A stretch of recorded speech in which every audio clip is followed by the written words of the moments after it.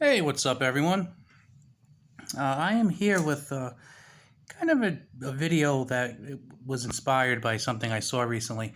For those of you who are knife fans, I don't know if you've ever seen a YouTube station. The guy's name is Nick Shabazz.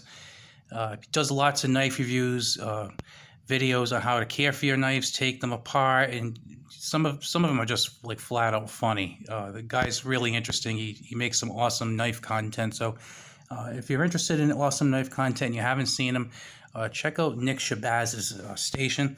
But he did one recently where he did his. It was kind of like one of these videos where you tag other people, and he was tagged and asked to name his 5 most used knives that get the most pocket time or just are used the most often. So I was thinking, okay, which ones do I use the most? And I came up with these 4. Then I was sitting around trying to think of the 5th, and I almost picked the Gerber Remix. But then I thought, that's probably my 5th most used, but I don't really use it that much. So I said, you know what? I'm just going to be more realistic with this, for me anyway, and just do 4 knives. So I think I just kind of do the 4 knives I use the most frequently. I think you've already done videos on these two, and the funny thing, and I didn't notice this until I sat down, is that they're all Bokers. I swear to you, I did not notice this until I sat down, that all 4 of these knives are Bokers. But anyway, I digress. So for those of you with good memories or who really like your knives, this is a Boker Stubby Strike. I received this for Christmas last year from my wife. And as you can tell, it's getting a little bit of wear on the handle because I carry it nearly every day. I always carry this. I like it because it's a small knife, but it's kind of like thick and beefy. And just in case you didn't see the video, it is kind of stubby. It's about 3¼ inches, maybe a tiny bit more, and with like maybe about a little over a ½ inch that way. Blade is little. Blade has a safety on it, by the way, and has excellent action. It's a 1.9-inch blade, D2 steel. Came nice and sharp, still sharp, holds an edge pretty well. I really enjoy using it.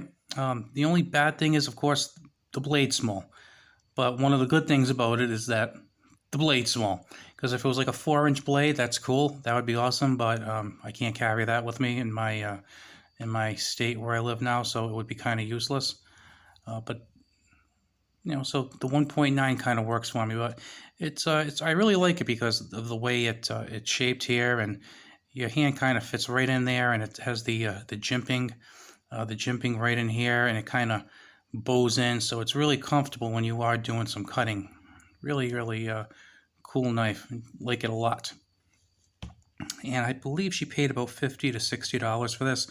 Now they're on sale for some reason for like $42 at Blade HQ. I don't know why. It's an awesome knife.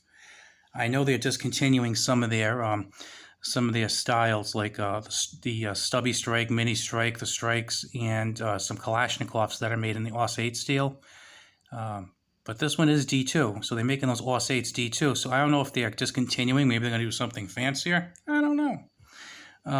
My other 2 favorites, well, let's go to one favorite at a time. This is a Boker Congress knife. And this one has 4 blades, like most Congress knives do. It says Germany on there, but I'm pretty sure this is actually made in the USA. It's not made in Solingen. And if you're really familiar with these knives, you can kind of tell because it's got a few things that aren't quite the same with the other ones that are made in Solingen. And it's got that the whole tree brand etching on the blade. Blades are pretty short on this, 2¼ inches from the handle. Stainless steel. So it's not the highest quality of steel, but I find that it holds its edge pretty well, and it's really sharp. So, no complaints from me. Might not be fancy, but it gets the job done, right? So, here we go. I believe that's a, let's see, we have 2 sheepfoot blades. We have a coping blade, and I guess a penknife. So, pretty cool. Like I say, I really enjoy carrying this. Just a super cool knife. I like this a lot. I would love to have one that actually has a longer sheep's foot blade. That would be really nice. So like I said, this one's a little over 2 inches. Something pushing 3 would be awesome, but I haven't seen that yet. This one right here is a little bit newer than the other one. This is a trapper, also made by Boker. The difference with this one is it was made in Solingen. Those tend to have a little bit better quality control. And if you were blindfolded and you put these in your hand and I asked you to guess which one was made in Solingen, I think you would probably figure it out. Like, they look about the same, or extremely similar, I should say, but the finish on this one's a little bit better. It's, the pins are recessed a little bit better. Where the locks are here, they're not perfectly smooth on the back of this one. Over here they are. It's just little tiny things. I mean, the blade steel's the same. The handle materials are the same. I think it's just basically like the fit and finish is a little different, but still pretty cool. And also the nail nicks. Those have just your regular basic nail nicks on here, as you can tell. Just, regular kind of run-of-the-mill. These kind of have the longer ones, which I find a little more convenient. And as you can tell, that's also etched, Tree Brand Classic. And then on the blade, you can tell the Solingen by 2 ways. Number one is you have this medallion that's glued in there. It says Solingen, and then right here, it's H. Boker and Company Solingen. They cost more money, but I got to tell you, I really think they're worth it. I have no problem paying the extra money for it, to be quite honest. So over here you get 2 nice blades, a little bit longer on these. From the handle to the tip on this one, it's about 2 and 3/4 inches, and this one is going about 2 and 3, maybe, let's see, well, from here 2 and 3/4. So no complaints about this one.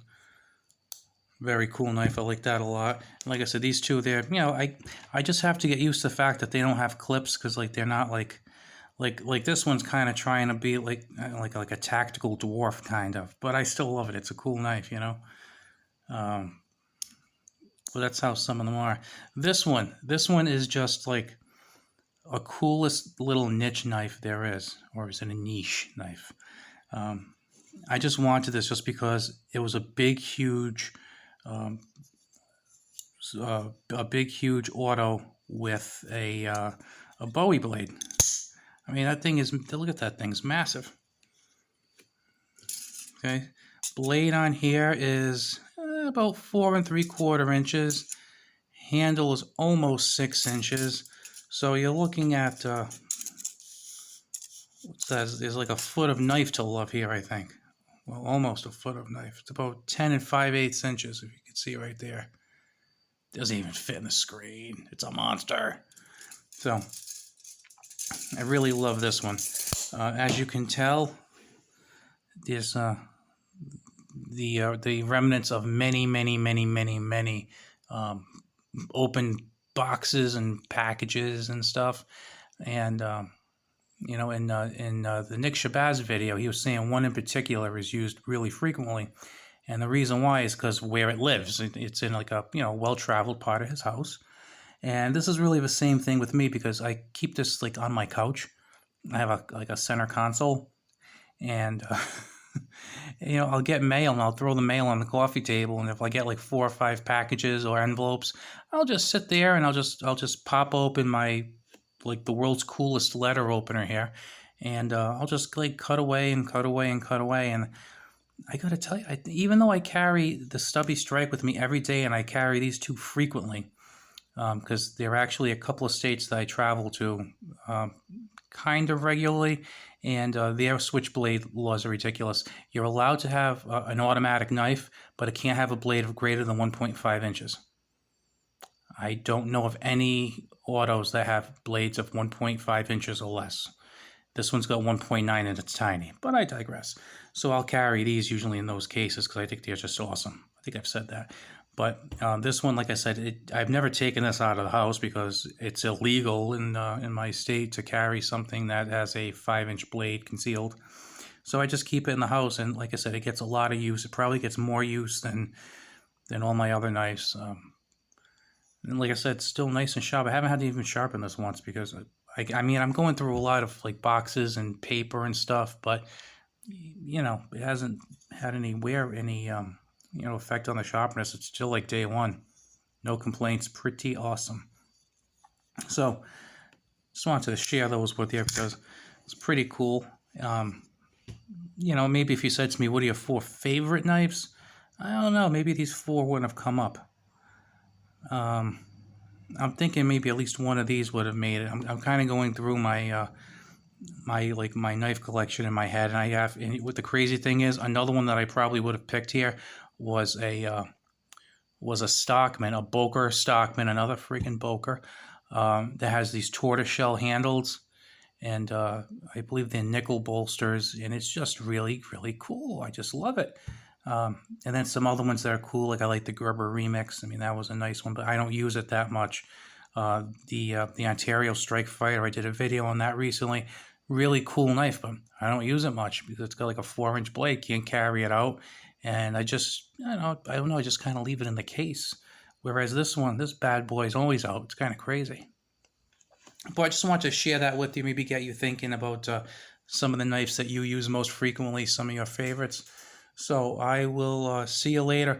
I was supposed to have a pretty cool item come in the mail today. I was hoping to do a video, but I don't think I'm going to get that probably for another day or so. So that's a little disappointing. But like I said, think about your knife collection. Treat them well. Talk to you later.